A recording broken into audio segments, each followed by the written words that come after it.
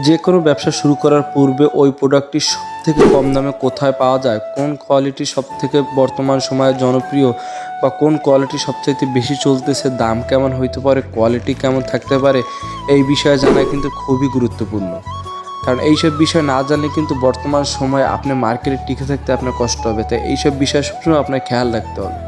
আপনি যখনই বাজারে নতুন প্রোডাক্ট নিয়ে আসবেন বা ব্যবসা করতে শুরু করবেন, স্টার্টিংয়ে আপনারা দেখতে হবে যে কোন প্রোডাক্ট বর্তমান সময়ে জনপ্রিয় বা চলতেছে, বা কোন ধরনের মানুষগুলা কোন টাইপের প্রোডাক্টগুলো পছন্দ করতেছে, এগুলো আপনার সবার আগে অ্যানালাইসিস করে বের করতে হবে। আমার হাতে দেখতেছে বর্তমান সময় খুবই জনপ্রিয় কয়েক কোয়ালিটি প্রিন্টের ওড়না ভাই। প্রিন্টের ওড়না, কাজ করা ওড়না, সিম্পল ওড়না, লোনের ওড়না বর্তমান সময় কিন্তু খুবই জনপ্রিয়। আমার হাতে যেটা দেখতেছেন এটা সাদার ভিতরে টিয়া কালার প্রিন্ট, বর্তমান সময় খুবই জনপ্রিয়। এই ওড়নার কোয়ালিটিটা চলতেছে।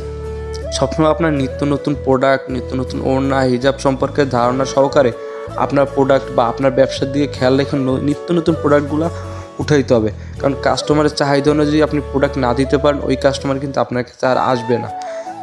তাই সবসময় আপনি নিত্য নতুন কোয়ালিটি ও কাস্টমারের চাহিদা অনুযায়ী আনার চেষ্টা করবেন। এক এক জায়গায় এক এক কোয়ালিটি চলতেছে বা এক এক ডিজাইন চলে, ওই ডিজাইনের ভিত্তি করে নতুন নতুন যে ডিজাইনগুলো আসে ওই ডিজাইনগুলো সবসময় আপনার প্রোডাক্ট হিসেবে আপনার কাছে রাখতে হবে এবং কাস্টমারের দেখাইতে হবে। দেখবেন আস্তে আস্তে আপনার ব্যবসায় ডেভেলপ শুরু হবে।